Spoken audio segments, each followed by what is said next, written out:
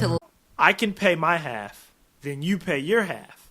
But what happens is it blocks those dates on your calendar for 72 hours. And let's say I've paid and you haven't. You can block my calendar for 3 days. That's BS. Welcome to Live, Let Thrive, a podcast about the Airbnb life, the share economy, and everything in between. Here are your hosts, Myka and Steve. Hello, hello, hello. Welcome back. We are back for another exciting episode of Live, Let Thrive. Now it's a thing, because I listened to the last episode and I was like, okay, we were messing around, but I was like, well, shit, I guess we're doing that.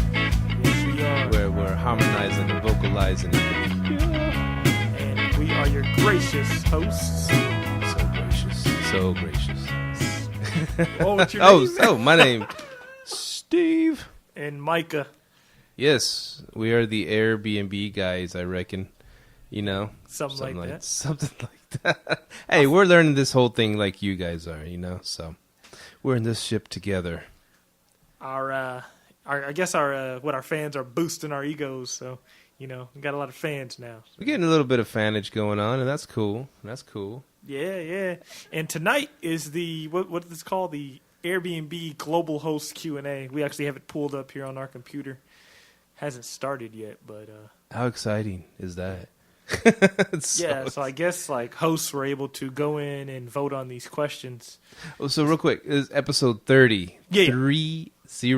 30, dude. That's pretty cool. Moving. I remember you said, what was it, 50? 50 is the one. That's the mark. So 50 is the hill. It got to keep going up. Yeah, 50 we just boom. Either we grow exponentially or we die. Yeah. See, I think once we hit 50, man, I think we're going to grow. Because, one, we've had exciting guests. We got more exciting guests.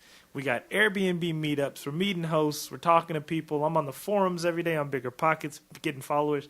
I think it's going to, we're going to keep going, man. I hope so. I love doing it. You love doing it. This is Yes, I do look forward to this. I mean, it hits on the perfect day during the week. It's just you get back to work on Monday, you get back to the drudgery. Tuesday, you're like, there's no end in sight, and then Wednesday hits. Damn, it's already podcast day, and then I start getting excited about it. I'm like, cool, and we got so much stuff to talk about, and and you and I are both waist deep or eyeballs deep into the Airbnb game by now. Yeah, we are. Maybe me waist deep because this is my first time to do it, but I'm quickly learning. I got to learn how to swim.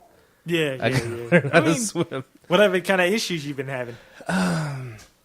A few cancellations, and speaking of learning to swim, it's just like, what do they say that the lifespan of an Airbnb is? It's around 2 years, right? Is it? Is that correct? I'm not sure. Usually, most people last to 2 years that are doing. I'm sure many drop out earlier, but the ones that are in it for a minute, that after 2 years they're done. I guess they're burned out or whatever. But I think that's because most people don't automate it, man. They want to keep doing it themselves. That'll burn you out. Yeah, that will burn you out. And that's part of, I guess, a little bit of the burning it out for me. But I mean, I still like doing it. Yeah, corporate rentals. It's whispering in my ear. But and you asked, what some issues I'm coming up with is I guess I got another cancellation. There, remember I texted you. Yeah. When I got the cancellation, I'm like, dang, this kind of sucks. But luckily I got to keep 50% of the money. There you go. No. I had it on flexible. Ooh. So but here's what happened that was good. I had it on flexible, and I get to keep. But he canceled at 11 p.m. the night before, so I got to keep the whole first day money, and plus, so I got to keep the whole first day. Plus, someone the next day booked for that weekend. Yeah. So it's kind of like I got the whole weekend covered anyways. Yeah. Plus, I got his $100 that he was going to spend to stay there. So I made out a little bit better. Yeah, and I have problems with cancellations. With so many people coming in, but I have it on strict. So I had this guy. He texted me. He's like, "Hey, I want to cancel." He did cancel, And then he sends me a message. Hey, you think you could send me the rest of the money from the cancellation? Because I got, I think, 50% of it because it was on strict. And I said, hey, I'll send you the 50% if my rooms are rebooked. Because how I look at it is I'm taking time out from my family to book these rooms, set it up for you, and you cancel, oh, well, and you knew the cancellation policy when you booked it. You know what I mean? Right. So I will give them a refund. I'm becoming a little bit more strict on it, but I will give them a refund if the rooms are rebooked. So that's how, like, in the olden apartment days, you stayed in apartments before. Yeah. And there was, have you ever had to, like, or for any reason had to leave one early and, they do the relating fee and all that kind of stuff? Yeah. When we bought our house, we did one early. Okay. Now back in the olden days, now they have most everybody has a relating fee, which is like you have to pay another month's rent and then they'll let you go, right? Yeah. Pretty much like that. But some of the places back in the day said, well, you're on the hook for the whole lease unless we get someone in there. And then someone gets in there, then we'll let you out of that lease. So wow. that's kind of similar to what you're saying, Mm-hmm. You let them off the hook, you give them the rest of their money back if you get someone in the room. So we old school. Yeah, when the apartments gave us a little hell about breaking the lease, man, we went ahead and paid whatever fee it was to get out of it. And after we got out of it, we just took everything out. Like we took their washer and dryer, it's still working at our house, by the way. But they were under new management, so they didn't know it was there. So we were taking everything out of the washer, dryer. We should have took the fridge, but copper wiring, air conditioned unit. Yeah, we didn't do the whole bad tenant thing. We didn't take everything, but we got some free appliances. Can't complain. Man, I remember back in the day when the economy tanked. Right, it got pretty rough. Right, no one was buying houses. The stock market crashed. It was 2008, whatever. Yeah, and it was just a bad deal. People were out of jobs, and what happened? Well, see that now. Think of it. A lot of the people that were out of jobs were the people that were building these houses. These spec homes and stuff like crazy. They had so much work. All of a sudden, boom! The economy just stopped. And everybody went bankrupt. Nobody had jobs. All these construction people were out of work. And you remember back that's when like a lot of this stealing of the copper wiring stuff like that out of houses, apartments, whatever. Back of churches, they were stealing that. Yeah. They were stealing this giant AC units that they had in apartments. I was living in Arkansas when the crash happened. A lot of people, crackheads, what they would do to get copper, they would take them off the railroad tracks. And no, it was pretty messed up though. That is messed up. A couple of them derailed. God. Yeah, man, they were taking them off the railroad tracks. So what happened was at the station where you go trade the copper in, they would request your ID. Like, hey, you have to show us your ID. And start keeping track of who's bringing it in, man. Dang. Yeah, man. I ain't gonna lie, I was like, dang, people were making money off copper, man. Especially like, man, if you go get it off the railroad tracks, man, that's nuts, man. It's crazy though. My buddy was staying in an apartment at the time, and he woke up that morning. It was hot as hell. It was in the summertime. He's like, what the hell's going on? He called the apartment complex, and they went and checked and said, oh dang, almost all the apartments got hit that night. They stole their AC units from the outside. Oh man, imagine the hit to those people that are ones that own the place. Oh my, I guess insurance would cover it. I don't know how that works. Stolen AC units? I don't know, man. But people were desperate, and construction people are out of work. They know how to go do stuff like that. That's true, man. Hey, you got to get by, man. not forgiving anybody, but yeah, we have a big show today, huh? There's the summit going on. We're looking at the guy. Hey, what's up, dude? We got the summit going on, and I'm kind of on my up and down with Airbnb. We're gonna start with the up. We're gonna keep all up, and then we'll go down at the end of the show. My big gripes. That's unique. We're not like a reverse crescendo, Yeah. We're going, boom, just explosion. So one thing I suggested to Airbnb, because me and you me and you just got back from Mexico. You were in Guadalajara. I was in Cozumel. So what I did was, because I was on a cruise for 4 days. Best time of my life, by the way. Best time of my life. Sweet. I will never get another airplane again. I'm going on straight cruises. Seriously.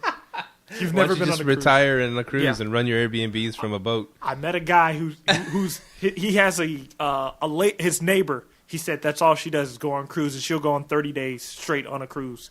Go across the Atlantic, back across, go down to all the islands. I was like, dang. But, so while I was on vacation, what I did was I called Airbnb before I left. I was like, hey, is there a way that I can mass snooze all my listings? Because now I got loads of listings. So I'm like, I can't just be sitting here on my whole vacation because you're not on vacation. Yeah. So I called them. They're like, nah, we can't do that. She's like, but that is a good idea. And she goes, I looked and you have a lot of listings. I never thought to do that, Yeah. So I was like, okay. She goes, well, what I'll do is I'll put in a suggestion to the team that to create a mass snooze button to snooze all your listings so you can go on vacation.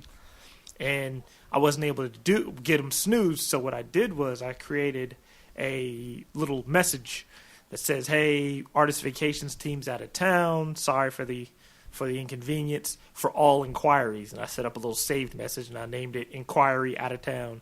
And so anyone sending in an inquiry, and I let them know in the inquiry, hey, if you send through a reservation request, we will answer it with a yes or no.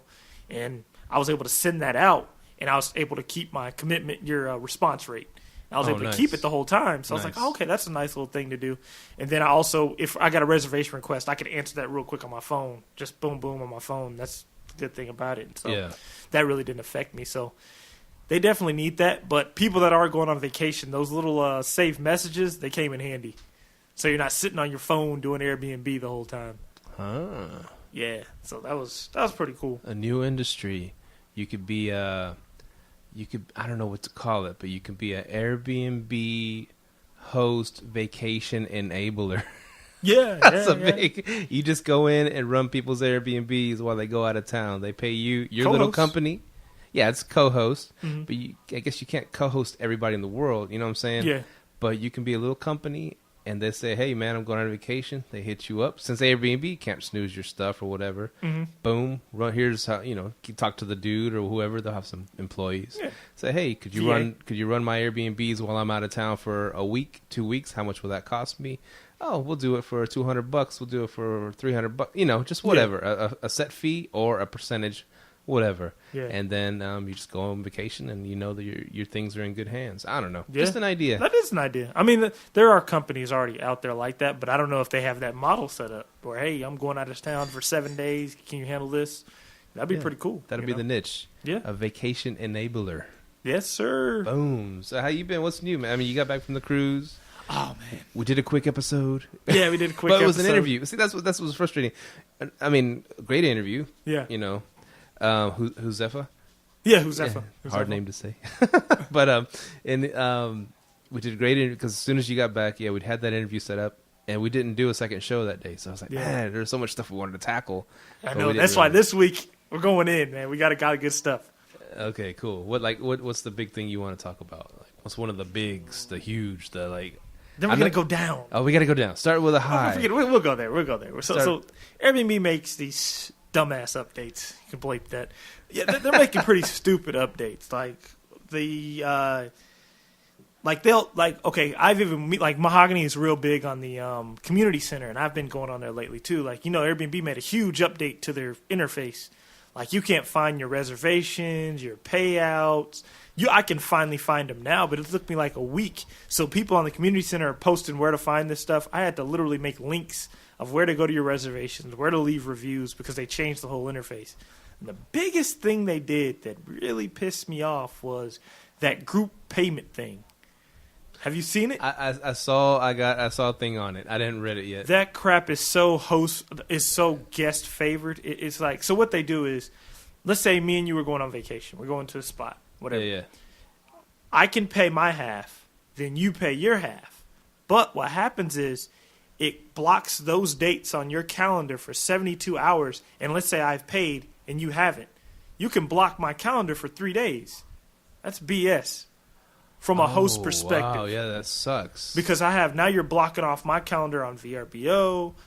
And I'm like, man, and I've been hearing people even on Bigger Pockets saying Airbnb is really getting too guest favored. Even Peter, when he came on, he goes, they're in favor of the host. To the guests, they're not helping the host at all. And when you're dealing with 4 people trying to book a place, that's more of a chance it's going to be a cancellation. Yeah.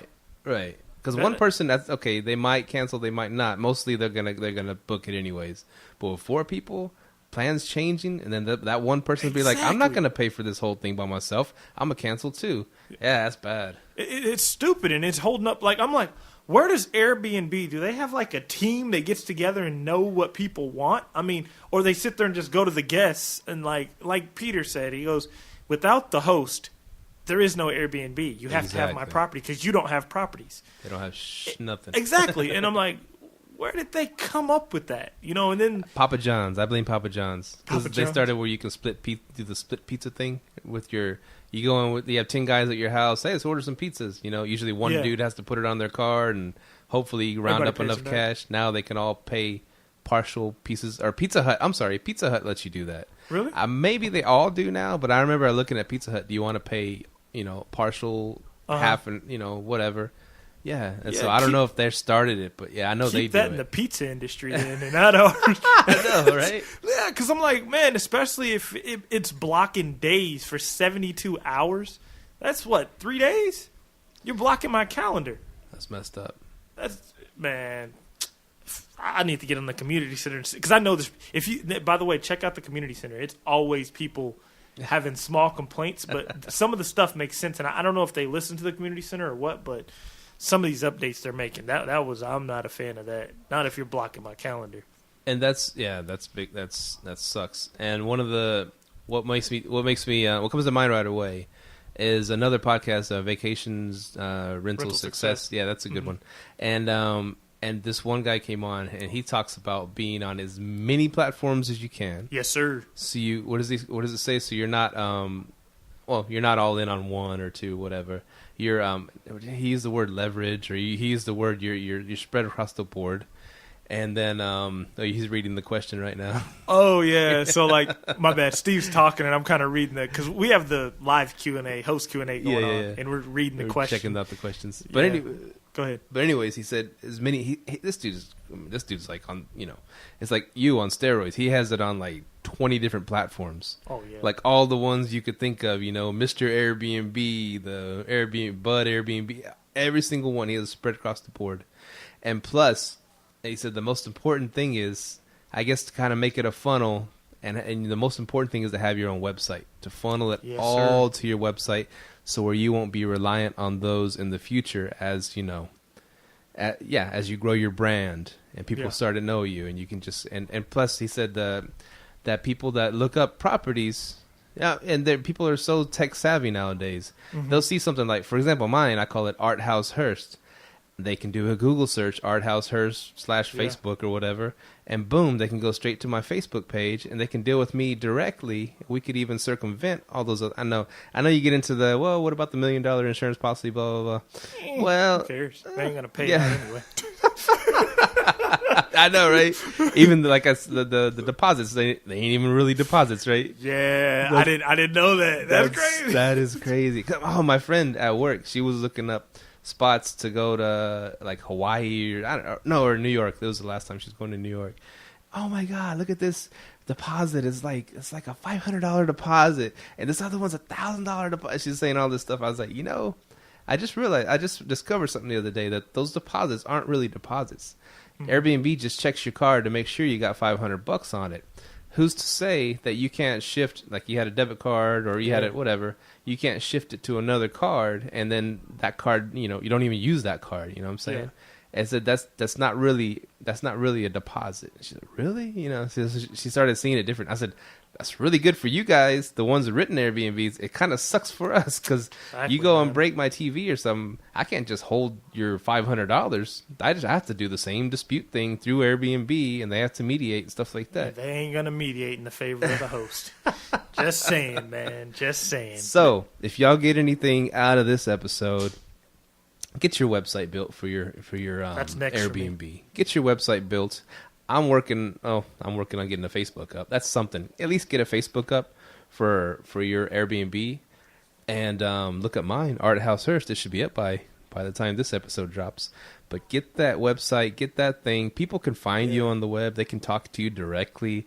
There's not this encrypted, coded, hey, look at my, here, email me at this, and then XXX, or just send me a text, XXX, or look at my website, or X, it's all, Airbnb, X's all that stuff out. But if you deal with me directly, we can get a better understanding for each other, maybe work out a better deal. And then, I don't want to say screw Airbnb. Just, they. I tell people, man, Airbnb, VRBO, use these as platforms. Don't depend on them. Seriously, Exactly. that's really what it is. I mean, I'm about to. What I'm going to do is I'm going to create my artist vacations website. I can't really post all the timeshares. That's just too much work. Unless I get a developer to do it. And I don't know how much he's going to charge me to do that. But yeah, so what I'll do is I'll send people my Airbnb link. But if they contact me through my website, of course I have all their contact information. I can just start sending them to these places. You know what I mean? Maybe charge a little higher price, things like that. You know what I mean? So that's what I'm about to do. And then I don't have to worry about Airbnb taking their fees, all that extra crap. And because you really can't depend on these platforms. It's funny, I said thing about fees. The question on the Q&A is, will Airbnb reduce its host fees? Hell no. I wonder what he's saying to that, but I'm pretty sure bunch of lawyerly jargon, I'm sure. Exactly, yeah. Well, but if you look at our fees across the board, they're really affordable compared to other platforms. Yeah. I just answered it for him. And what you said about bed and breakfast, I was kind of iffy about posting on that because we live in Texas. Yeah. Like, is that kind of... Well, I don't know how you would... I don't know. I'm going to get on there tonight and see if there's any Texas listings, because I don't know what kind of image that would put on you. Probably like a bunch in Austin. Oh, I bet. Oh, yeah, Austin's hippie. Super hippie. Yeah, I don't know how that would affect you. Like, if you're not in, like, a Washington, Oregon, California, Colorado... Man, I don't know. Because you're pretty much giving them the green light to hit the green, in your crib. Yeah, like, I don't know the stipulations of that. That might be a little bit too much heat for me. Yeah, because they'll be probably, like you said, smoking outside. So yeah, you can smoke on the back porch. The neighbors could smell it, I guess. Well, my neighbors, they indulge themselves. but Then you're golden, man. I mean, they're cool with it, but I mean, like, I don't know. I'm going to try it just to see what happens, but, I don't know, like, if I start catching some heat, I'm taking it down. Because, like, yeah. Oh, man. Oh, by the way. Go ahead. This is a funny occurrence that happened today, but serious nonetheless. Yeah. Steve and Myka do VRO battle. VRBO? VRB. That's a VRO. I screwed it up. Steve and Myka do VRBO battle. Oh, yeah. So you want me to set it up, or you go to set it up? Check this out. So Steve sends me this, sends me and my wife this picture. It's his VRBO account. Yeah, screenshot. He's like, hey, because VRBO has a different interface. It has the interface where you have to pre-approve the guest after they send you this message. Steve's like, so what does this mean? Does it mean this guy's booked or what? Yeah, I don't, set it up, I don't know much about VRBO. I've never got a listing from them. This is my first inquiry, so boom, there you go. Trust me, no one does. I'm still, the platform sucks, but you get the eyes on your property. So he sends me this, and I'm like, this is, Mahogany's like, nah, it just means he's interested in your property. You can send him the pre-approval. So I'm looking at this guy's name, and he has sent me an inquiry this morning. So I send it into the group text. I'm like, hey, Steve's our competition, and I sent him a screenshot. And we're like, hey, it's the same guy, And so we're like, Steve's like, I wonder which house is he going to choose? And we're like, and Steve's like, he's probably sent a few inquiries out to a few people, but it was pretty cool that, like, we're all over. Like, his house is in Hearst, mine's in Arlington. And he, like, hit us both up, But I was like, he's probably going to choose yours. You have the entire place, and I have private rooms. But, You never know. You never know. Like I said, he's probably sent it out to, like, 10 other people, And how does that, I guess on a what's it called? On a guest standpoint, you can send out, on Airbnb too, you can send out to as many as you want at the same time. Yeah. Inquiries. No. But if someone grabs it, well, no. No, just an inquiry. Inquiry is just a question. Oh, okay, just a question. This is where a lot of people get pissed. Because if you're a guest, if you go and request a bunch of dates, and like, let's say all those hosts accept them, you have to hope they'll let you cancel. Yeah, I get that all the time. Will like, you have to pay for all of them? I think so. Or no. You have to cancel. No. What happens is, let's say you don't have enough money on your card or something goes, you'll get that awaiting payment, so they'll have to. But I don't know how Airbnb would calculate that. Like if they have, I think you'd end up having to pay for all those. Because I know a lot of people, like a guy today who booked down in California with me.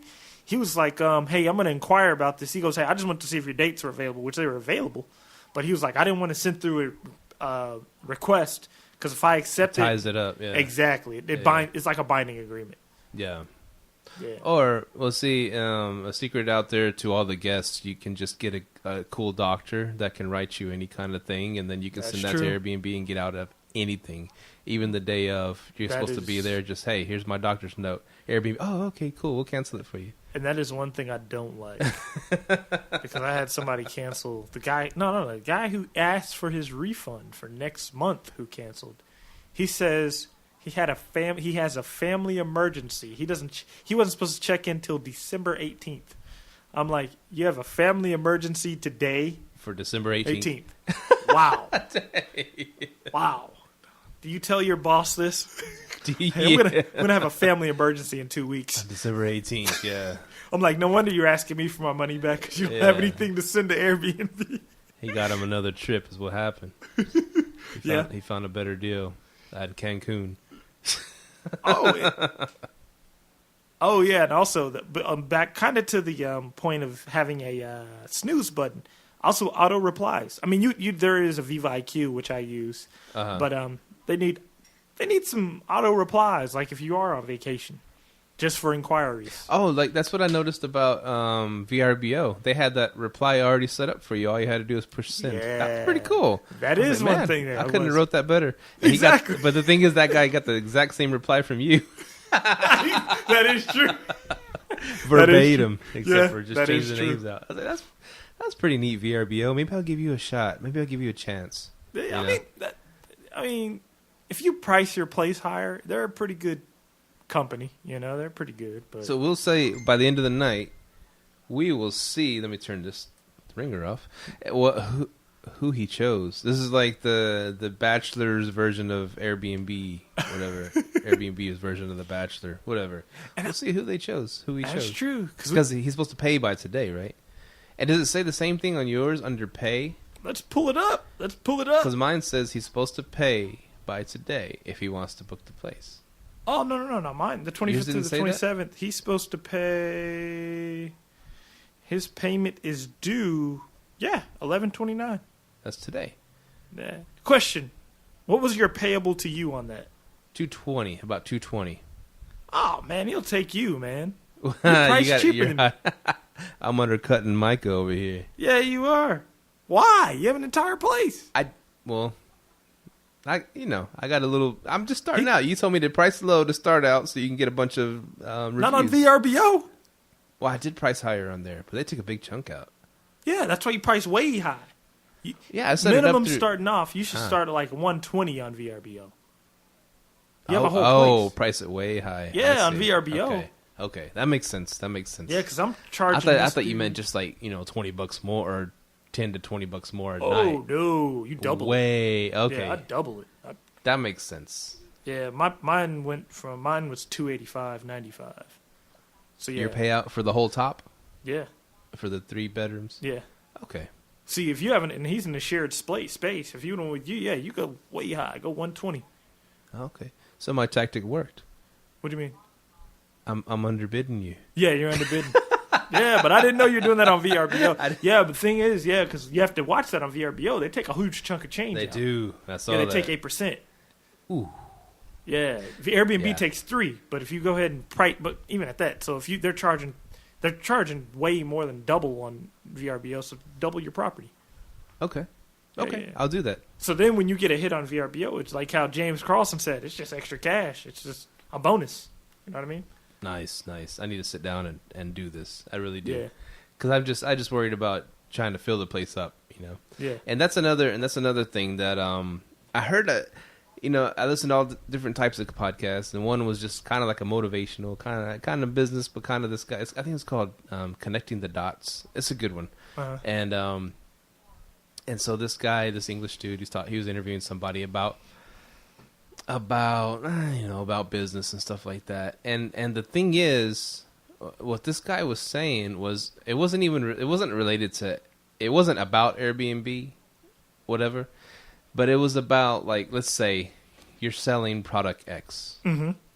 and you're selling it for a really good price for $20, whatever, product X, but since it's flying off the shelves at a high rate, or whatever for that thing, making you work, you're having to work like 100 hours a week to be able to pump out this product X at that $20 price, right? Yeah. And so what he was saying, because I guess this guy helps out people with their businesses, and he said, well, change the price from 20 to 100. Yeah. But that'll cut my orders in like a half or a third. And he's like, yeah, you'll have your free time back. You won't have to quit doing this thing because it's making you work 100 hours a week. And they thought about it like, okay, excuse me. They changed the price from, this is just an example, from 20 to 100. Of course, it cut it in half, their demand, but they're making $100 each time. Instead of selling, let's just say 10 of them at $20, they're selling 5 of them at $100. That's more money. Plus, it's half the work. I noticed this too. Cheaper isn't always better. Exactly. Some people are attracted to higher prices. Perfect example. What's the biggest example of that right now in the United States? Apple. No. Everyone says this dude's crazy. Tesla. Oh. LeVar Ball. I'm going to give you a $500 shoe. Everyone's like, this guy's a nutcase. Who's going to pay $500 for a shoe? Yeah. Guess what? His brand just went up $14 million. Are you serious? After that little debacle with Trump. The guy knows what he's doing. Oh, Cheaper man. Don't always mean better, man. He's a great self-promoter, man. Exactly. People know, man, it doesn't mean better. People are willing to pay $500 for that shoe. There's people out there. The internet was going crazy when he's like, oh, who paid $500 for a shoe? People were taking shots at him. J.J. Watt took a shot at him. But guess what? Got all that free publicity just for pricing it that way. Exactly. It was a pricing point. And that's what's kind of motivating me. And I wrote that in the notes that, okay, I got the art house here set up, and I got some cool art. I got it set up going towards that way, not 100% total artsy, like wow, Yeah. But I'm like, I listened to that dude's advice. Well, you're pricing your stuff too low, and I was like, wow. Okay, I don't have somebody for this weekend. I don't have somebody for this next 2 days. I'm just gonna drop the price to $30 a night, just to get people in the door. I just started freaking out. But really, sometimes the opposite is better. Keeping it priced high, keeping it exclusive. Hey, you want to stay here, you got to pay for it. Mm-hmm. But at the same time, I can go in there, and I was going to ask you, would you like block out a whole week just to go tackle this house or tackle these rooms and just like, boom, make them like really badass, And I was thinking about that, just going in there. I'm gonna block out a whole week. After work, we're gonna do this. We're gonna get the badass paintings everywhere. We're gonna put the lights. We're gonna just really go at it, and then we're gonna raise the price. And then that way, it'll make this cool space. Hopefully, people will love, and it'll be exclusive. It's not gonna be for the people who just want to go, take their girlfriend and bang them there. I ain't gonna lie. They can still do that. Yeah. I'm not gonna say that, but it's not gonna be attractive to them. It's gonna be that's a lot of money just to go. I've actually thought about doing that because it's a lady here in Arlington. She doesn't have high reviews, but I think it's because of her co-host sucks. Because she travels all the time, but she has some badass rooms. Like she's this lady. She's in the military and she travels all the time. She has top-notch rooms, and I don't think it's in the best of neighborhood, but people like it. They say when you're in there, it's the best, but it's a few things that aren't cleaned, and it's in a bad neighborhood. Yeah. But she has a boatload of reviews, but her average rating is like a 4.5 to a 3 or something, 3.5 to a 4.5, something like that. Huh. But if you look at the pictures, it looks badass, nice. So I was like, dang, I wonder one day if we could just spend a weekend and just like update our rooms, and just to get that feel that more people would want to come. Just take it to the next level. Yeah, because she's like, she does like what on the cruise ship we were on. They fold your towels into these little towel animals. Yeah. And like they had a class on it, and me and Mahogany went. Cause she'd like, that'd be cool to do for the Airbnb. Like we fold the towel into a dog. Lupita's been looking up that on YouTube, how to fold the towels like that. Really? Like teddy bears and all kinds of things. I got the instruction manual. They gave us the instruction manual on the cruise. Yeah, I have the instruction manual from the cruise. Oh, she's gonna chime in real quick. Okay. Yeah, I was looking for how to do like a teddy bear, Mm-hmm. a goose, probably a dog. It's Mm-hmm. very interesting, and I want to put like kind of a next level touch in the house. Yeah. I want to begin that, like Steven says early. Yeah, The boats. Yeah. Yeah, so what they do is they fold them like a dog, right? And then they put it on the bed. Yeah. And then they have like these. She has like these towels. I'm pretty sure this lady. This is another good thing, people. This is another good business that could pop off for Airbnb. Interior decorators. Because she has this place decked out. Yeah. I'm like, either she's a professional interior decorator or she knows somebody that is. Because this place, like, she has the Texas sheets. If I find her listing, I'm going to post it in this show's notes if I find it. Okay. So just so people can see, like, how her listing is, like, top of the line. And I was thinking about doing that, going in one day and just or hire an interior decorator. Yeah? Well, that's kind of what your wife does, but you want that's what like she a does. professional. Yeah. Well, no. That's what she could do. Because we just haven't taken the time to do it. And that's the thing. And I started off hot and heavy. We started off hot and heavy with the Airbnb and listings right away. Like I said, we had to bust it out to get the listings. We never had time. I mean, we made in a few days. Yeah, we did. We put the artwork up. We did some stuff, but we never had time to go in there and just make it as the best it could be. You know? Yeah, man. And because you just get bogged down, you get real busy into it, and then you get addicted to having the people booking. You want more bookings. You want more bookings, but. I listen to a lot of real estate podcasts, and the guys say go in there and do the house correctly, as best you can, high end as you can the first time, because then that'll attract the high end renters.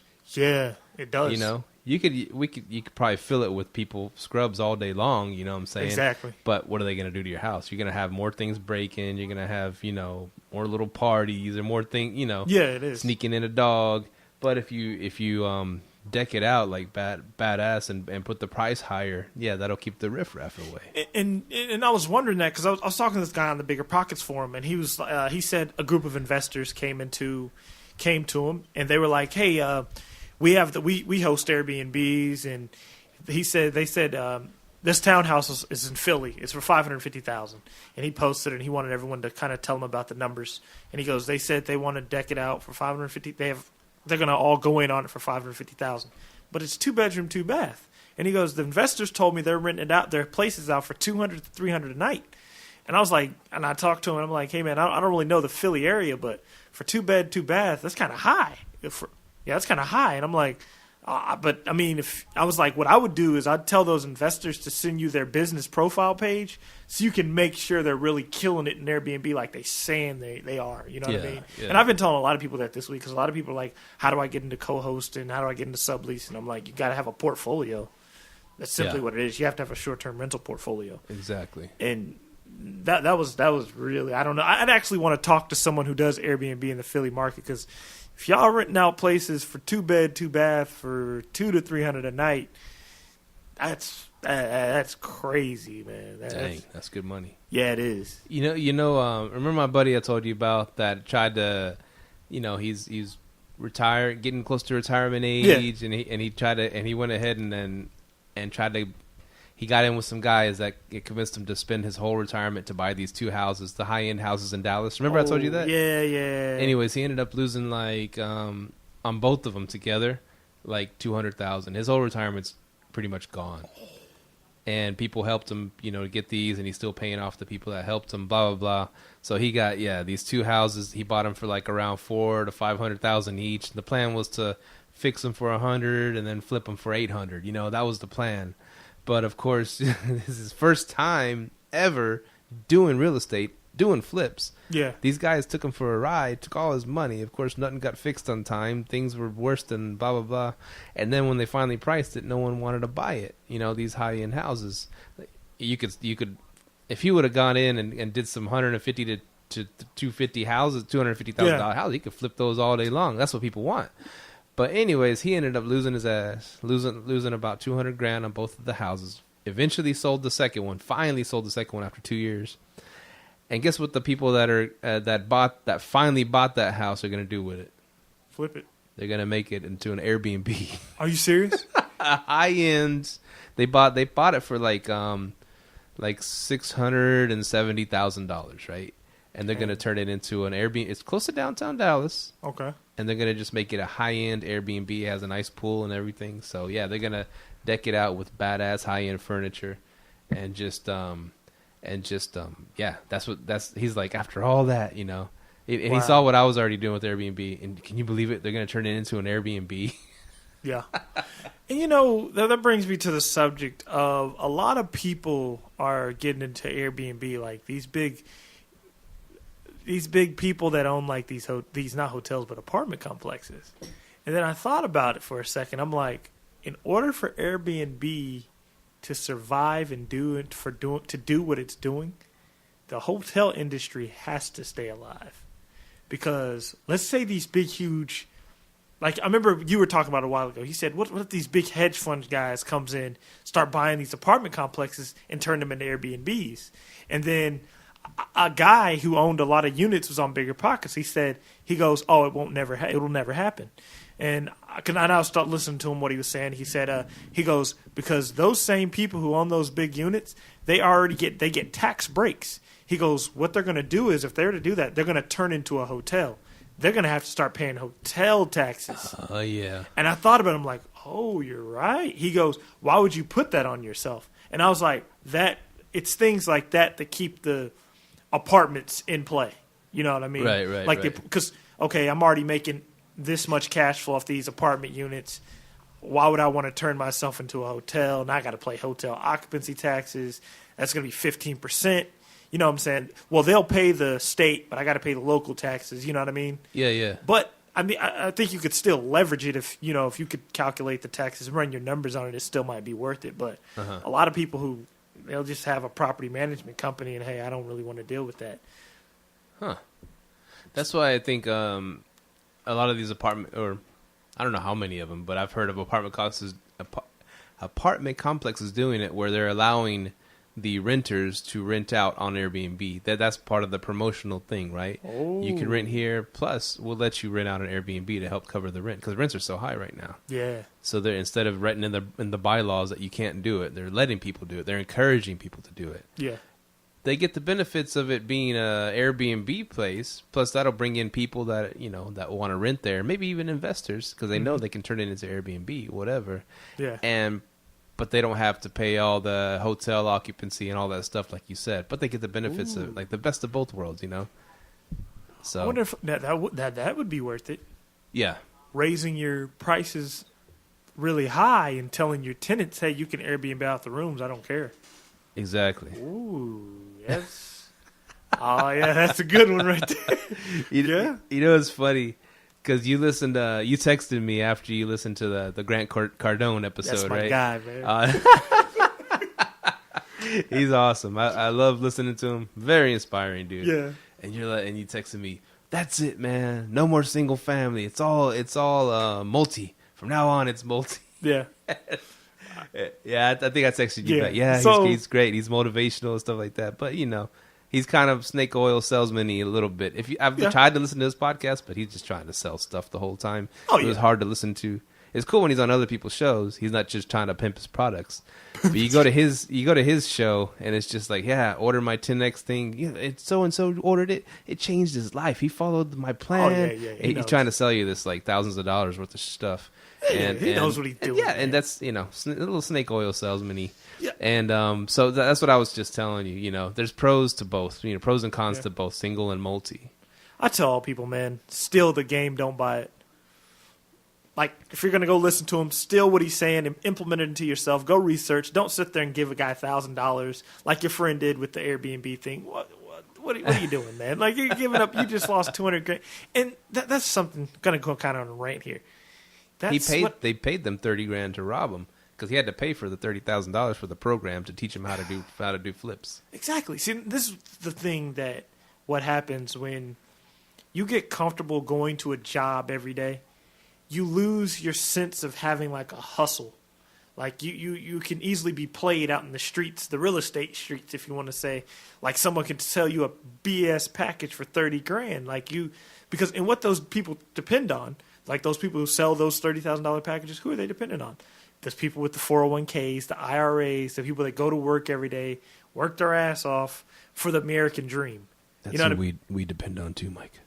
I'm just kidding. Not me. We're trying to wake people up. Yeah, but what happens is once you get, because you said this guy's an older guy, right? They're sick of that struggle, but you never develop that mentality. Like how me and you, we're developing that mentality. Hey, let's do this ourselves. You know what I mean? Yeah. And when you don't have that, you'll let anyone kind of slick you under the table. And that's not. And I don't really knock the people. I knock both the people that let it happen and the people that do it. You know, I guess you do have to have some type of self-responsibility, but live in a world of capitalism and it happens. You know what I mean? Yeah, yeah. And it just goes to what we're taught all of our lives growing up, you know.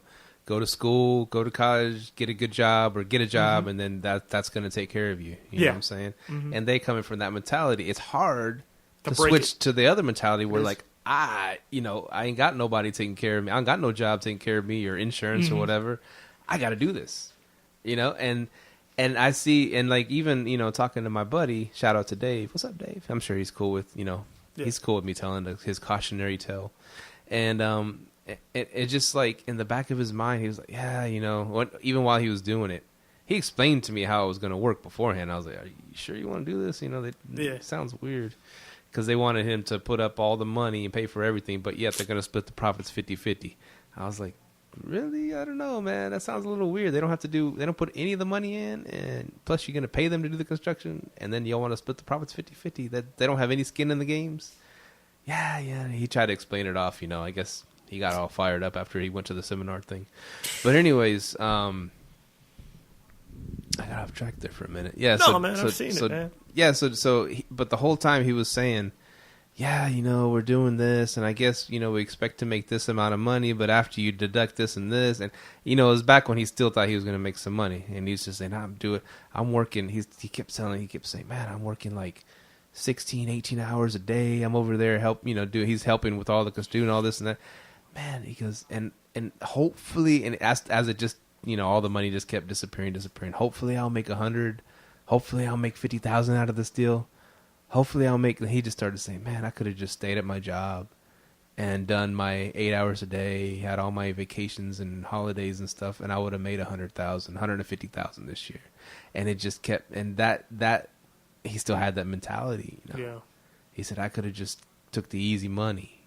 And now I'm over here, and he's like, he's hoping to turn a profit, and as it turned out, he ended up losing $200,000. So, yeah, man. I mean, it's hard to just tough, jump in. It's just hard. I've seen a lot of people lose money, man. It comes from some people are just kind of, not saying your friend is, but I've met other people who've lost large amount of money just from someone who's a good salesman. You know what I mean? I mean, like, I ain't gonna lie. One thing my parents taught me, especially my dad, because he's real cheap. If you ever watch Everybody Hates Chris, his dad, that's my dad. Like, serious, that's my dad. He's like I remember we walked to a car lot one time, and they had this sign, like, no money down on this car, no APR, whatever. Zero interest. Yeah, zero interest for X amount of months. No payments. And, like, my dad walked there. I forgot what the guy said. It was pretty much against what was on the sign.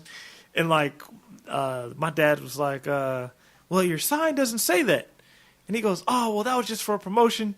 My dad's like, oh, thank you, and left. Like, he doesn't care. Like, so, like, I mean, a lot of people don't have that mentality of just, you know, they can be sneaked by the salesman, man. You got to have some. Oh, yeah. It's Pitbull said at the real estate meetup, you have to have some effort up in your system sometimes, man. Seriously, you know. And like your buddy, he got drawn to that energy in there. I've been in those things. Yeah, that energy. They get that energy. You know, they bring Tony Robbins out. He has you doing backflips and the worm on the ground. And then now you're giving up 50,000, you know. It's just like, oh, man.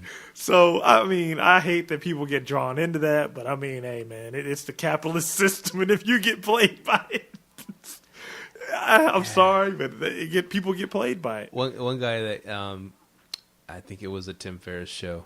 That's a good show, by the way, Tim Ferriss. Yeah. You ever listen to it? No, I gotta check that one out. Adding it now. Okay, he was interviewing this guy who he did a lot of startup stuff in Silicon Valley. He did a lot of things. Like he actually wrote like fiction, like a lot of literature and fiction, and he was talking about all this fiction novels and stuff that was really cool. I was interested in it. But anyways, get back on topic. I'm sorry, you got like a text and it threw me off. Oh, go ahead, man. My bad. Ignore me, man. I'm gonna stare at this beautiful Christmas tree. Yeah, I'm listening. Just tell it my story. So, anyways, he said, and he helps people's out. He helps, like in Silicon Valley, when they get a good idea, they need it to take it to the next level. They go to this guy. I totally forgot his name, and he helps figure out how to market it, what the strengths and weaknesses, what to work on, and how to make it in a nice package it's gonna sell. Yeah, And so he that's what he does, and so he's saying that it just came up with like these people, he brought it up that the motivational speakers or the people like not exactly Tony Robbins, but people that he said it like this: people that just they start reading Zig Ziglar books and they go from being a nobody to just trying to be this guru that tries to sell stuff to people, and he's successful because he's selling stuff to people. Yet he's never done a damn thing in his life. He goes to all those people. F you, he was fired up. He goes, I'll try to learn from somebody that actually has a track record in doing something, not a guy that just studies how to be a guru and then he's successful being a guru without ever done anything successful in his life. And I thought that was I mean, hey, man, that's what I tell people. Like the guy I was talking to on Bigger Pockets, I was like, man, have you seen these people's business profile page with all their listings? Like, a lot of people, man, just don't be swindled. Do your research, man. Do your due diligence, man. Right. That's really what it is, man. But I digress. So what do you got for us, Myka? Man. What you got, man? You know what I was wondering? Like, I don't know if this has happened to you yet. Well, I guess you probably wouldn't know. Has someone sent other people in their place at one of your at your spot yet? Like you said, I wouldn't know because I'm not there to greet them. Okay. And I was wondering about that. Cause I just give them the code. Yeah, people that do the self-check-ins, you wouldn't know, would you? Yeah, because with my timeshares, that's becoming a problem. Yeah, man. So I'm like, I wonder if there's some in Airbnb's policies that prevents that. Huh. Yeah, that would, because especially if, like, let's say, because I forgot what podcast I was listening to. It was a woman. She pretty much, I forgot what pod, was it? It might have been Jasper's. But it was a podcast I was listening to. This lady was pretty much saying that she blocked one of her guests because when she said it was a guy on the picture, it was a woman on the picture, but a guy showed up, and she was like, "What the hell?" And I don't know what the is there a policy in place on Airbnb that she can cancel that without that affecting her, because that's kind of a big deal. That's a huge deal, yeah. She'd probably have to go through all the whole dispute thing, stuff this and that. Yeah, and I was wondering about that. I'm gonna go into Airbnb's policies and look that up because I'm kind of getting sick of that. Like, I get people, I'll have to end up. It makes more work for me because I'll have to call the front desk to make sure they change the name. And like one lady, she was like, she ordered the room and she's like, and after I sent her the confirmation and everything, she's like, "Oh, I'm not going. It's my parents." I'm like, what? Yeah, so I'm like, if you book other Airbnbs, would they have a problem with that? Like, let's just say they booked someone's. Well, I guess a lot of people, if you do an entire place, you would never know. Unless you had the camera, that you could see people showing up, stuff like that. Yeah. I wonder if you can make a little hustle off that. Like travel? No, like travel agents. Like they could like say, hey, I got this place for you. Because I think VRBO does that. Because VRBO has a hotline you can call. And you call the hotline and they'll just hook you up at the place. But I don't know if, like, I guess that's probably why they charge that 8%. Because they'll go find the place for you. Right. So I wonder if you could, man, that's a nice little hustle. Especially for people who are travel agents.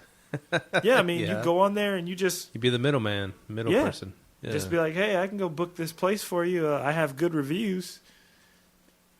Yeah, but that one person can screw up your good reviews, right? If you do put someone that's not a good, guest in there. Who uses travel agents? Older people. So they'll be good guests, mostly. Yeah, mostly. I mean, you're going to have a bad apple every now and then. But... Yeah, do they even still exist, travel agents? Oh, yeah, they do. Big time. Do they really? Yeah, big time. Especially for, like, cruises and stuff. Oh, wow. I was just crossing my mind sitting here. I'm like, because I keep getting people, I'm having to keep going in and changing some reservations. I'm like, how often but I'm like, I know I have a lot of listings, but I'm like, do other hosts experience it? I've only heard it from one other lady that she's experienced that. But then at the same time, I'm like, why are other people showing up unless that people are already doing that? I'm pretty sure people are already doing that. Yeah. I'm almost positive. They're finding these good deals for you people. Boom, boom, boom. They're getting a cut. Yeah. And you just charge $50 for a finder's fee. Or maybe some people screwed up their Airbnb status somehow, and they're having their buddy book for them. And that's another way, right? Yeah. They tore up someone's place or they did something stupid, and they can't book on Airbnb anymore. But hey, that is true, bro. Because I'm actually surprised because I'm surprised at how many people. A lot of podcasts I listen to, a lot of super hosts, they don't use Instant Book. They tell them straight up, hey, they like even the guy Treehouse. Peter Bayhuth, he doesn't use it. Ryan and Jay don't use it from Shampoo and Booze. They don't use it.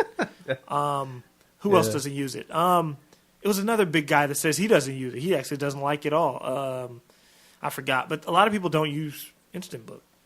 And I wonder if the hosting. I forgot the guy with the YouTube channel. He does a lot of it. He says he doesn't use it either. He's like, I rather gauge all my guests. Like he rejects a lot of guests too. So it's something I was thinking about if people are going through and doing that. Nice little chunk of change to be made. That is, man. I was going to ask your opinion about early check-ins and early checkouts.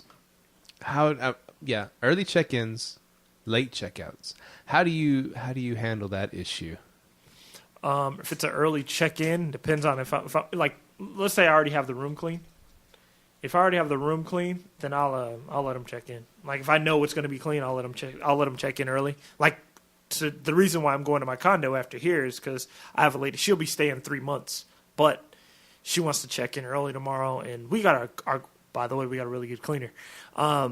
She cleaned it for $100, our whole condo. But we had somebody, but they kind of fell through the cracks on this. But she does like a badass job. Yeah, like brand really new good. house, kind of like really good job. All the floors and what is it called? The baseboards, everything. She killed them because we did a test run with her at our house. We had her clean our personal bathroom. She did a damn good job. Our bathroom sparkling. Yeah, this was 2 months ago. Our baseboards are still clean. But she wants to check in early. She hit us up today. She's like, hey, can I check in early? I was like, yeah, we're going to go ahead because we have to get our lock fixed real quick. And I was like, yeah, we can go ahead and check in early. I was like, you can check in as early as 12 because usually it's 3 to 4. But, so this is a corporate rental. Yeah, this is a corporate rental. And how much? Can I ask how much she's going to pay a month? $1,700. Oh man, that's beautiful. Yeah, I would rent my house right now for $1,700. I'd be happy with that. I wouldn't have to put up with Airbnb at all. What my house? Your Hearst house? Art House Hearst. You could rent that thing out for like $3,000 a month, man. You think so? No. Think so? I know so. I got to get on it, dude. Just I'm gonna do it tomorrow. Yeah. Get a corporate housing by owner, man. I sit there and watch those inquiries come up and those people who are searching for houses. $3,000 a month. More than that, more than likely. Adios, Airbnb. I've been telling people that after I listened to Grant Cardone, I was looking at this condo package. This guy's selling 6 condos, $450,000, and I was telling my realtor to do some research on it real quick. He's selling it as a package deal, and I was like, okay, if we can go in and get that, and I ran the numbers on it, I'm like, because I'm not even thinking about Airbnb. The only time, like, let's say I had a duplex. I can't really do it in condos, but let's just say I had a duplex. I would corporate rent it, and I would only Airbnb it if I didn't have, like, if I had a month without a tenant, I just Airbnb it for that month. Wow. I wouldn't use Airbnb as financial freedom, but corporate rentals, yeah, it's passive.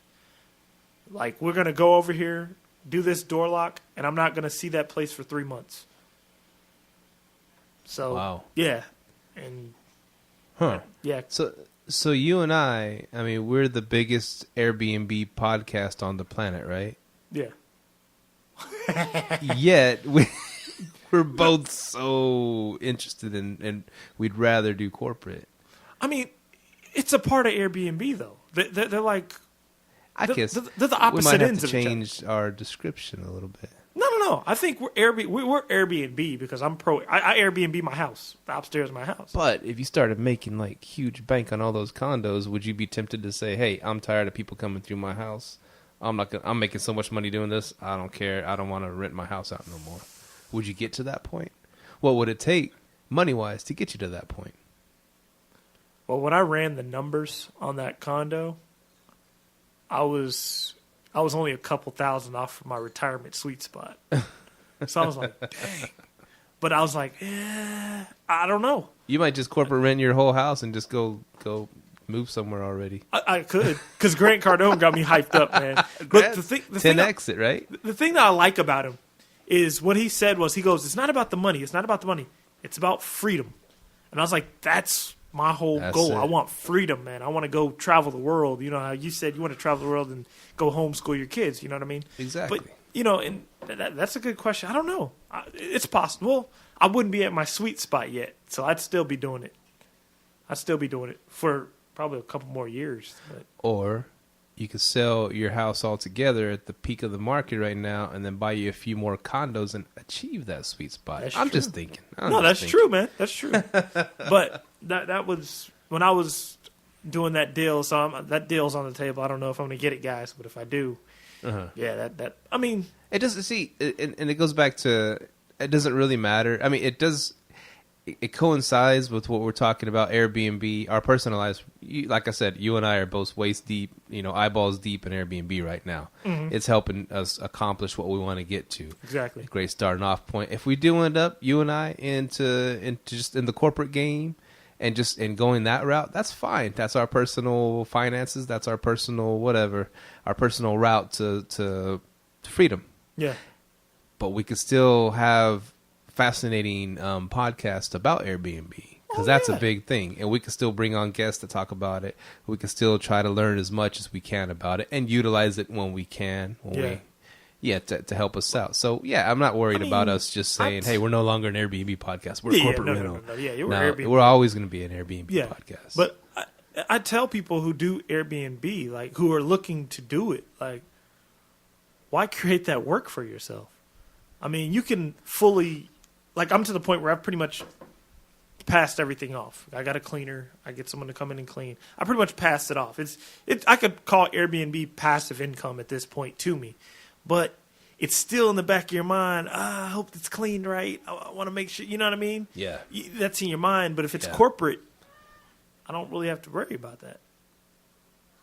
That's true. Yeah, you know what I mean? I've always told people, man, I'm more, me and Mahogany are way bigger. That's the only thing I see the plus to a condo for. Because Airbnb, they're going to block it. They're going to say you can't do it. They'll give you all these fines. And if you don't follow those fines, they will kick you out of your own place that you're paying for. So I would definitely suggest corporate rentals, especially for condos. It's the only point of them I see. But especially if you have a whole house, I think you should be corporate renting it. I'm doing it, man. Yeah, man. I'd say go. Tell me what package I shoot buy, because there's different packages. What is it? Corporate rental by owner? Yeah. What's the biggest one? Shoot! It's the like $1,000. Is that the $400 one? What? It was $1,000. There was like the really big one. I thought it was $1,000 one. Oh, I thought. But they promote the hell out of it. You get all this and that, all the perks, bells and whistles. The other one, you're on their site. I guess the lowest one they put you on their site. But this is the thing I was looking at with yours. You have to look at yours like this. If you get a renter in there, $3,000 to $3,500 a month, right? What's $1,000? You're gonna get it back in a month, right? Yeah. That's how I look at it. When I did mine, and you've seen mine from the pictures and stuff. You think it's corporate rental worthy the way it is right now? I mean, how many? Yeah, you got a boatload of couches in there, man. I got a boatload of couches. Yeah, I might have to put a couple more TVs. I'm thinking. I'm not sure. I just have the one TV right now. Yeah, you need a TV in every room. Yeah, that's what I was thinking. Yeah, they're cheap enough nowadays. Yeah, they're cheap. You get $100. Put Seriously, I get them. I get 55s for $200, man. You can throw some TVs in there. Right. So I mean, I would do it, man. I mean, because then you're sitting back. You're not worried about it. You know, those weekends. Sometimes you have those weekends where you got to go over there and clean. No more of that. Yeah. You know, man. Because the reason I tell you that, because I knew this was gonna happen. Me and Mahogany, we were saying like when you start doing Airbnb and you haven't automated it yet, you start to grow old of it. You're like, man, I'm sick of doing these cleanings. So the first thing you want to do is automate everything. My wife loves it. She's doing the cleanings. She's getting paid for it. So yeah, that's true. She loves it. And then now you're like, okay, let me automate everything. Once everything's automated, you're like, all right, I hope then you get that bad cleaning review. You're like, damn, man. So then you're like, corporate rental, man, it's the way to go, man. I'll tell you, corporate rentals are the way to go. I'm doing it, man. Yeah, if you're interested, if people, and like all the people out there that are interested in doing the whole, I'm buying a place specifically for Airbnb, I don't do that. I look at a place, Airbnb is a good thing, but I look at it for, can I corporate rent it? That's how I look at all places. Like, I looked at that condo package, I'm like, how much can I make off this for corporate renting? And the gross I came up with was $9,600 a month off those condos. Oh, that's awesome. Yeah, that's the gross. And that's then awesome. I didn't calculate everything else. I just looked at what I could gross. So even at that, that's how I knew I wasn't at my sweet spot yet. So. You know, a funny thing, like you said, things happen, whatever. Yeah. So this past weekend, we went over to the Hearst house. And that actually correlates to another story because, I had my daughter Cadence, my 10-year-old. We had her this past weekend. And on Sunday, this past Sunday is when that Parks Mall shooting went down. What? You didn't hear about that? No. Well, it was what happened was this young dude, he was like 21 years old, 22, whatever. He went to a Sunglass Hut at the Parks Mall and held him up, but he had like a BB gun, right? And he robbed him. He was going down, where the elevators go down from the food court, the escalators go down from the food court, and there's actually pictures. I'm surprised you didn't hear about it. Look, Google it. But he was pointing. You see the pictures. They show the steel frames, and he's pointing that fake gun down at these cops that are waiting down below for him. Right? They shot him, and they shot him and killed him in Parks Mall. In Parks Mall, mall was evacuated. This was this past Sunday. Mall was evacuated. It was in lockdown and all that stuff, and they wow, and bro. and my daughter was wanting to go to that mall that day, but luckily we didn't go. We went to the Northeast Mall instead because it's over there, Hearst, by my Hearst house, and I said, well, we got to go to the Hearst house, real quick because we got to set it up, and then we're gonna go to the Northeast Mall, and things happen for a reason. Yeah, it was crazy. The crazy thing is, man, I live right by that mall. I guess I better start turning on the news, man. I can't believe you didn't see that. Yeah, that's crazy. That was all over the news. I get, but you don't. That's cool. You don't, check out the news. I'm real disconnected. And I don't either. I wouldn't have known it unless I would have, because the old dudes at work love. In the morning when we get there, they have the daytime news playing. I was like, oh snap, that happened yesterday. I got back to work on Monday. And it happened yesterday or Sunday, and I was like, "Damn!" I was like, "We actually almost went around that same time to that mall, but we went to the Northeast Mall instead because it was close to the Hearst house. We had to go finish cleaning it, and actually, thank God for that. But actually, the internet was out, and my guests that stayed there that weekend, they didn't say nothing about it. They gave us a 5-star review, so I don't even know if they did checked it out the internet or whatever, but a Spectrum sent a dude out, and we had to wait for him. And he went up to he said it was disconnected from the where the telephone line is, way the hell up there. He took his big ass ladder and he said, yeah, it was someone disconnected it up here, blah, blah, blah. He put the internet back on and it was good to go. And I was just talking to him and I was saying, he was asking, I don't know how it came up. Airbnb came up. I said, yeah, I Airbnb this house out, it's not our primary. And he said, oh, Airbnb, I rent out, he rents out like log cabins in Lake Arlington. He's trying to give he said, that's what you should do. You should rent out those. They rent them out for like $250, $300 a night. These log cabins that are right there in Lake Arlington. Really? Yeah. He said, there's a whole section of them. He said, we love going there and we pay for that, blah, blah. And he said, so you rent houses? I said, well, I have a long term. He goes, oh yeah, my wife's mom, she passed away. And she lives in, what did he say? He's, oh man, up there in, this high-end Lake, was it Lake Highlands? Is it Lake Highlands? That's a high-end neighborhood, right? Highland Village? Or Highland Park. I'm sorry, Highland Park. That's Highland Park, okay. It's like a real expensive, area, right? Mm-hmm. Highland Park. He's selling the house? And, well, she left the house to the daughter. And it's like, and like I said, it's this huge, like, 5,000, 6,000 square foot. It's a huge house, right? Yeah. Left it to the daughter, and they just rent it out. They rent it out for $8,000 a month to this doctor. Told you. That's a corporate rental. And he's been renting it for like 20 years. Really? So I guess the mom it's all paid off. So they getting the income from this $8,000 a month. I said, dude, if I got $8,000 a month, I wouldn't be working anymore, man. Really? He's like, yeah, that's our fun money and this and that. And $8,000 a month, I'd still be working. Yeah, I mean, I would.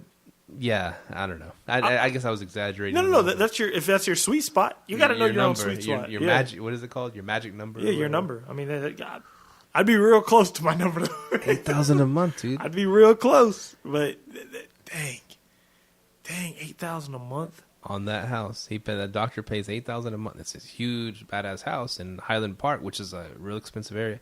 That's close to where Jerry Jones lives, right? The Cowboys owner. I'm not sure. Yeah.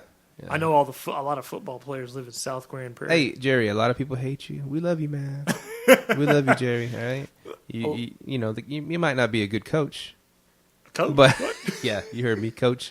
But you're a great businessman, and thank you for putting the Dallas Cowboys right down the road. And hopefully they don't start losing all their games, and all our bookings start canceling because they don't want to go see a crappy team. But yeah, that's the good thing about them is Cowboys are always going to sell tickets, man. And yeah, and a lot of the Cowboys season tickets holders, even if they do suck or they're good, they'll sell them to the opposing fans anyways, right? Yeah, that might get us more bookings. Oh, one thing you were talking about the mall. Man, I did not hear about that. But did you hear that malls are now about to start putting gyms inside of their malls? You told me that. Yeah. Gyms. Yeah, like little gyms, because they said Amazon is killing retail that much. Like, I remember the other day you were saying malls are always packed. But I guess malls are packed with kids. They ain't buying nothing. That's a good point. You know what I mean? And I thought about it. It's a hangout spot. So I looked at it, I'm like, yeah, you're right. I don't think people are really just going in malls. I mean, of course, during Christmas time, people are buying stuff, but they said Amazon's putting a killing on it. Some malls are offering different services to stay afloat, like gyms. And that got me to thinking, for my corporate renters and possibly even my Airbnb guests, what if I'm going to go to the gym and do this because I like to get involved with local businesses. I'm going to go to them and see how much they would charge me for guest passes at the gym. So if I don't have a gym at my house, I can give them a guest pass while they're there to the local gym. I was thinking about that. I was wondering if they could partner up with me on that. Yeah, maybe. Yeah, I was thinking about that. I don't know. I'm gonna test it to see what they could do. Like, 'cause I know there's a LA Fitness right by my house. I can just go in there and be like, hey, how much is a guest pass? And it's this amount. I'm going to see how much, if I could break that down to like half or whatever. And I'm going to see what they can do for me. Yeah, you have a lot of guests coming through. It's great advertising for them, right? Exactly. Like, hey, you get a free gym membership while you're here. I have a day pass for you. That would be awesome. I know. And that's partly what it's a little different. What I told you, I'm finally going to just clear out the whole garage at my art house Hearst. Yeah. And I want to set up the gym in there because I have a lot of weight equipment. Oh yeah. So I'm gonna set up the gym in there, and I'm gonna have the washer and dryer like for them to use. You know, Mm-hmm. I'm just gonna go ahead and try to get every ounce of it. Especially, oh dude, if for corporate that'd be even better, more enticing, right? Hell The house will come with a gym. Mm-hmm. The house will come with a washer and dryer. Mm-hmm. I mean, of course, you kind of need that if you're gonna long term rent it. Oh right? yeah, you have to have that. And so, man, yeah, it's gonna perfect timing. And you know what? Like I noticed with my timeshares, a lot of people will inquire because they want to stay like weeks at a time, and I think it's because of those amenities. Hey, I get a swimming pool, I get a gym, like that full shebang. And I notice people are willing to pay more based on your amenities. Like what we did with our timeshares to make it more profitable. Me and my wife changed the prices on them. We like upped all the prices by like $50-$20 a night just to see if it would hit. They've been rolling right along, man. Because I was like, man, it's because after we looked at all our reviews, that's why it's a good thing to pay attention to your reviews. Every last one of them are the amenities. It's the amenities that they're buying. Right. They want the room, but they're also getting the amenities. So like, oh, I can just sleep, wake up, go to the gym, grab some breakfast. I'm like, oh, that's what they want. It's the amenities. So those more amenities you have, man. I'll be honest with you. When we go travel, I put it in the filters pool. I want a pool. Exactly. See, and I figured that. And if I do maximize the hell out of is that your work phone going off? Yeah, work phone going off. Go ahead. And if I do maximize the hell out of my place and I'm thinking doing really good, I might even end up, putting a pool in there. Yeah. And that's the thing. Might make it more badass than the house I live in. So we might go back. Yeah, and a lot of people think that because I've had we love it here. Yeah, one of our listeners asked. He goes, "Why don't you just go live in your condo and then go rent out your whole house?" I'm like, I don't know. You know what I mean? I don't know. All right, man. We've talked for a while. We're at 75 minutes, bro. Oh, yeah, man, we're killing it. We're killing it. Oh, we got some good stuff for next week then, because I got way more stuff. We got way more stuff, and you're not gonna do an episode after this because you got to get our move on, right? Yeah, we got to get a move on. Got to get my condo. We'll let it simmer. We have so much material, and it was a good episode. What did you get? If you could sum up in a sentence or a few words, what did you get out of this show, this particular show? What did I get? Yeah, I think that's something we need to ask our listeners. You personally, like our back and forth. What sticks out? Like, oh, okay, that's that. That grabbed the Grant you. Cardone thing we talked about. Yeah, his you're mentality. 10xing the stuff. Yeah, I get that too. But and then just the maximizing what you got. Yeah. It's just for you listeners out there, just you're gonna do it right, and do it. Of course, it might be a sting at first to buy the expensive, or not super expensive, but a really nice bed, really nice comforters, really nice, this and that. But yeah, I mean, if you do it right the first time, it's going to set you up for some great success. So that's what I got out of it. Also, one last thing that we're going to start doing on our episodes, I was thinking about doing, is one news story from Airbnb. Like, because I sit on LinkedIn, and you sit on Yahoo Finance, and we find these Airbnb stories. Yeah. And you sent a pretty good one through. And when you sent the story, it was something I thought could be done, and someone's already doing it. It's money laundering through Airbnb. Yeah, that's one I sent you. Yeah, that makes sense. That makes a lot of sense. Yeah, people are cleaning dirty money. So I thought about that. I'm like, could you launder money through Airbnb? And I guess people are already doing it. So that was the Russian thing, right? Yeah, it's a Russian thing. So damn Russians. So next week we'll be going deeper into some things, and we got a lot of topics for next week too. So stay tuned. Stay tuned, man. Thanks for all you listeners out there, and for hanging in with us and growing the show. We're getting more and more listeners every day. It's pretty cool. Thanks for coming along on the ride. Keep sending the feedback. We love it. Yeah, hit us up 469-300-9100. Remember, like us, rate us on iTunes. Please, definitely leave us a rating on iTunes. We need more of those, and we keep forgetting to ask. So do that for us. Yeah, and subscribe to us on YouTube. Exactly. Subscribe. Leave some reviews. liveletthrive.com. Yes. I would like for you to add my personal info on there so people can hit me up and inquire about renting my place, if you could, if you don't mind. On the website. Do I already have it? Not really. They can't reach me on there. I guess maybe. No, I don't think so. You know what? We need to add. Well, yeah, I'm going to add your personal one on there, and because right now people are having they have access to our Airbnbs, but it's limited contact. We could kind of push Airbnb out the game. Yeah, like we already got a website. Exactly. We might as well make it like where they can go straight to us and rent our spots. That's cool. true. Let's do that. You Let's know? do that. But oh yeah, me and Steve, we do have videos coming soon. We will be doing some live videos. Yes. Oh, the new studio. We're gonna be working on that. Yeah, we're working. You got really inspired the other day. Oh yeah, man, I'm on it, man.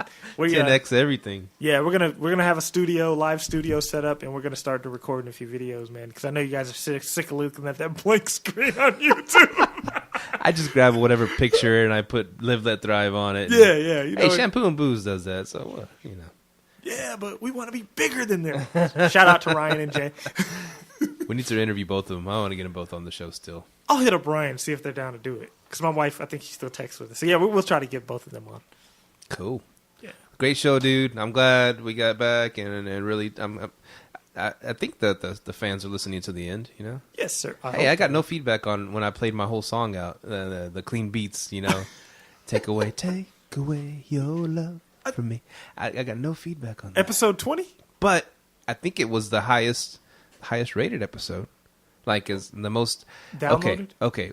There's other ones, the earlier ones that got more downloads, but this one spiked up to 100 faster than any other episide we had. Really? I mean, this is episode 19. Episode 19. Surprise ending. That was a surprise. That might have been it. Yeah, man. Seriously, that probably was it. I think that they listened to that episode over and over again because of the song. Screw the Airbnb content. Yeah, man. So I might get famous. I might be like, "Bow, screw Airbnb, man. I'm a famous rock star now." So. Wow. But yeah, man. Thanks for listening, and hit us up, man. Yeah. Hit up the website because our info will be on there. Boom. Yeah. All right. Peace. Later.